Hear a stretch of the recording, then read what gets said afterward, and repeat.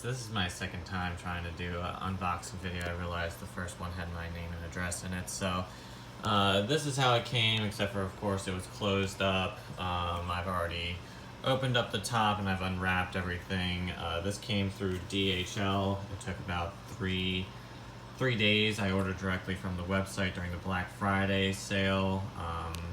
I got free shipping on it, which saved me about $30. So I'm just gonna unbox it and show you what is inside, and just give my first impressions of everything. So again, I already took this out. All of these were wrapped up individually.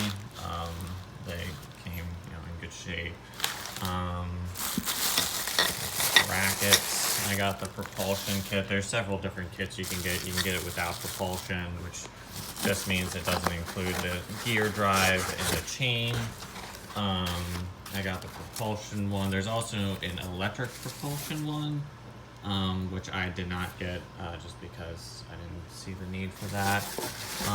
And then I got the cranks as well. I didn't get the pedals because I already have those. So yeah, my first impression is that it's good quality. It's exactly what I ordered.